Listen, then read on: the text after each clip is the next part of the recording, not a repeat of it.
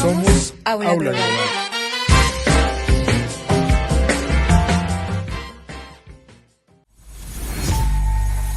Muy buenos días a todos y a todas y bienvenidos a este subpodcast Dato Jurídico. El día de hoy abordaremos un punto de inflexión clave en la historia contemporánea, un evento que reconfiguró el tablero global y cuyas consecuencias llegan hasta nuestro presente, la ruptura de las relaciones diplomáticas entre los Estados Unidos e Irán en el año de 1978. Para entender no solo el qué, sino el por qué sucedió, el día de hoy me acompañan cuatro personas expertas en el tema, quienes han sido investigadores de relaciones diplomáticas a lo largo de su trayectoria y conocen al detalle lo que sucedió entre los Estados Unidos e Irán. El día de hoy me acompaña Lily, quien es abogada estadounidense especialista en Derecho Internacional con un enfoque en la política exterior de los Estados Unidos. Asimismo, nos acompaña Evelyn, quien es una profesora de estudios políticos con énfasis en tratados y convenciones internacionales. También nos acompaña Fernanda, quien es una analista de política exterior con conocimiento de la Revolución Islámica y las relaciones entre Irán y los Estados Unidos. Y por último, pero menos importante, tenemos a Santiago, exfuncionario diplomático iraní con experiencia en misiones internacionales y derecho diplomático. Para comenzar con este podcast, primero vamos a revisar los antecedentes inmediatos. ¿Qué sucedió en Irán antes de la crisis de los rehenes y cómo se desarrolló la revolución islámica en el año de 1979? Por favor, Fernanda, iniciamos contigo. Claro que sí. La Revolución Islámica tuvo sus raíces en décadas de tensiones internas, desde 1953, tras el golpe contra el primer ministro Mossadegh, con el apoyo de la CIA y el M-16. Muchos iraníes consideraron ilegítimo al Shah Mohammad Reza Pahlavi. El régimen del Shah, aunque modernizador, fue percibido como autoritario y alineado a intereses occidentales, en especial de Estados Unidos y Reino Unido.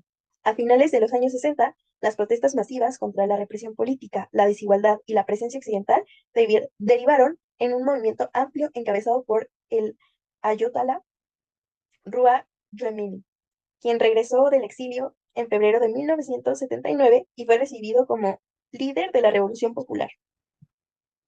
Efectivamente, en ese mismo año de 1979 se proclamó la República Islámica de Irán, tras un referéndum en abril donde más del 98% votó por reemplazar la monarquía con un sistema más islámico.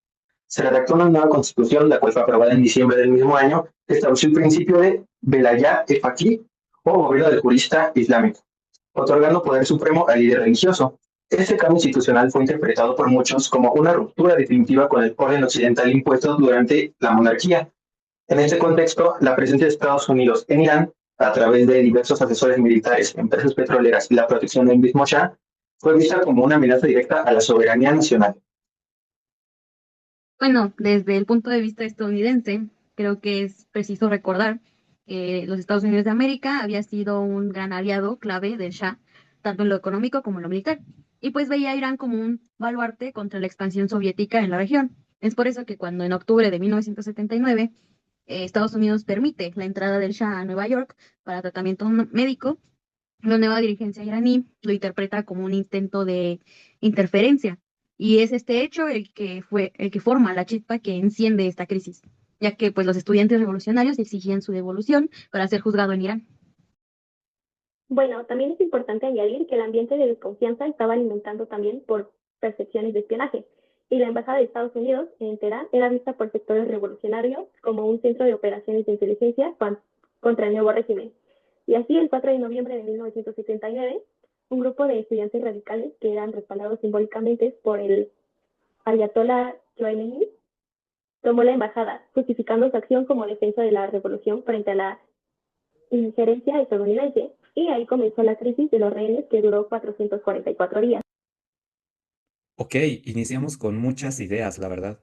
Entonces, la Revolución Islámica no solo fue un cambio de gobierno, sino una transformación social, política y religiosa que reconfiguró las relaciones internacionales de Irán.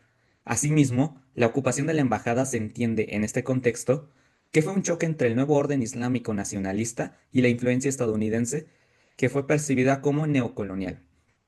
Fernanda, ¿podrías detallarnos qué sucedió tras la revolución iraní en términos de relaciones con los Estados Unidos? Por supuesto, tras la caída del Shah Mohammad Reza Pahlavi en enero de 1979, Irán atravesó una revolución nacionalista e islámica, En octubre de 1979, Estados Unidos otorgó asilo al Shah para tratamiento médico, lo que enfureció a los revolucionarios.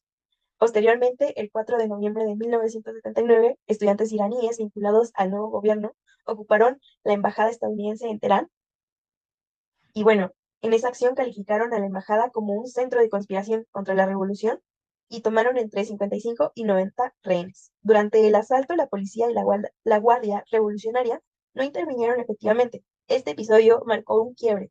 Aunque no hubo liberaciones parciales, como por ejemplo de mujeres y afroamericanos en noviembre, la gran mayoría de rehenes, que fueron alrededor de 52 personas, permanecieron retenidas hasta enero de 1981.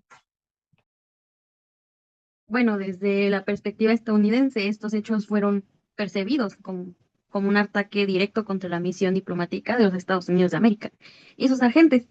Esto obviamente es una grave violación del derecho internacional, ya que en noviembre de 1979 el presidente Carter congeló activos iraníes y suspende las importaciones de petróleo desde Irán. Y a finales del mismo año, Estados Unidos de América también lleva el caso a la Corte Internacional de Justicia. Debido a la gravedad, el 7 de abril de 1980, Estados Unidos anuncia oficialmente la ruptura de relaciones con el gobierno iraní. Y pues desde ese día se prohibieron exportaciones a iraní, se cancelaron todas las visas de entrada para iraníes. Y me parece importante que con la ruptura con esta ruptura, los miembros de cada misión diplomática partieron o fueron expulsados. No quedaron embajadores ni cónsules en el territorio del otro. Ok, entonces para recapitular este punto, tras la Revolución Islámica y el asalto a la embajada ocurrido en noviembre de 1979, los Estados Unidos respondieron diplomáticamente rompiendo las relaciones el 7 de abril de 1980. Obviamente esta medida condicionó con sanciones y, tras los acuerdos de Argel, se negoció la liberación de los rehenes el 20 de enero de 1981, concurriendo en violaciones al derecho diplomático internacional. Bueno, pasando a la parte legal, ¿qué normas del derecho internacional diplomático quedaron violadas en esta crisis? Evelyn, quizás nos puedas ayudar con este punto. Por supuesto, el ataque a la Embajada de Estados Unidos implicó violaciones claras a la Convención de Viena sobre Relaciones Diplomáticas de 1961. Por ejemplo, el artículo 22 establece que los locales de la misión son inviolables y que el Estado receptor debe adoptar medidas especiales para protegerlos contra intrusos o también daños. En Teherán, los asaltantes pudieron penetrar en la sede diplomática sin que Irán los impidiera, quebrantando dicha inviolabilidad. Además, el artículo 29 de la misma convención señala que la persona de los agentes diplomáticos es inviolable y que el Estado receptor adoptará medidas para impedir atentados contra su libertad o dignidad. Retener rehenes diplomáticos es justo lo contrario y constituye detención ilegal y un atentado contra su dignidad humana. Claro atropello al artículo antes mencionado. En el ámbito consular, la Convención de Viena sobre Relaciones Consulares de 1963 prevé obligaciones similares. Aunque aquí hablamos de diplomáticos, cabe recordar que Irán expulsó o impidió el normal funcionamiento del consulado de Estados Unidos, además de la embajada. Según los artículos 31 y 36 de la Convención Consular, los consulados y su personal también gozan de protección y el Estado receptor debe darles estas facilidades. La ocupación de la embajada y restricciones a ir y venir de diplomáticos violaron principios tanto de la Convención Diplomática como la Convención Consular. Me gustaría agregar que pues este caso fue llevado a la Corte Internacional de Justicia por Estados Unidos y la Corte estableció medidas provisionales en diciembre de 1979 y luego se emitió sentencia en 1980, en donde se ordenó expresamente que Irán tenía que asegurar inmediatamente la inviolabilidad de los locales de la Embajada de Estados Unidos y la liberación inmediata de todos los ciudadanos estadounidenses detenidos allí. En otras palabras, pues la Corte Internacional de Justicia reconoció que Irán debía restituir la posesión de las instalaciones diplomáticas al personal estadounidense y protegerlos según los tratados en vigor. Estas obligaciones derivan de la propia Convención de Viena, que como lo mencionaron del artículo 22 y el 29, y así como normas constitucionarias sobre la inmunidad diplomática. Irán también estaba vinculado por convenios complementarios, como la Convención de Viena de 1963 de misiones consulares y la Convención sobre la protección de personas diplomáticas de 1973, que es la que penaliza la toma de rehenes. Desde el punto de vista iraní, se sostiene que el episodio de los rehenes debe enmarcarse en la Revolución Nacional y en décadas previas de intervenciones de Estados Unidos en Irán. De hecho, en comunicaciones dirigidas a la Corte Internacional de Justicia, Irán destacó que no podían verse estos hechos aisladamente, dado que el contexto de más de 25 años de interferencia estadounidense en mención de la CIA en 1953, Irán argumentaba que estas reclamaciones legales eran marginales, sin considerar las causas más amplias. Sin embargo, la misma Corte señaló que el asalto a la embajada y el trato del personal diplomático son cuestiones de derecho internacional por su propia naturaleza. Es decir, que incluso si la demanda de Irán por la falta de presencia de la Corte Internacional de Justicia persiste, el conflicto en sí cae bajo convenciones internacionales que ambos países ratificaron. Además, quiero añadir que, a pesar de la crisis política, las reglas de la Convención de Viena se aplican de forma uniforme. Irán comparte responsabilidad, según esta misma convención, debió proteger la embajada de Estados Unidos de ataques, que viene en el artículo 22 de la misma Convención de Viena. Y también debe asegurar que su personal pudiera salir del país libremente, igualmente escrito en el artículo 37 de la Convención de Viena.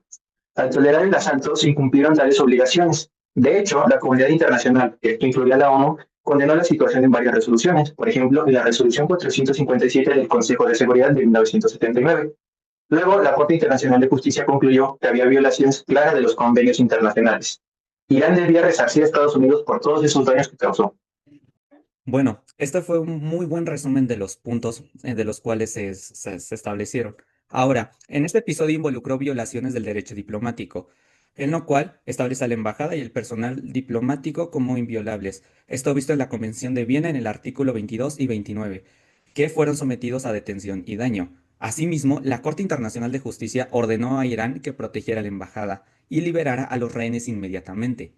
Irán señalaba factores políticos amplios, pero según la Corte, esto era un asunto de derecho internacional que debía juzgarse sin mezclarlo con la política interna. Esto quiere decir, con la protección de ciudadanos y connacionales.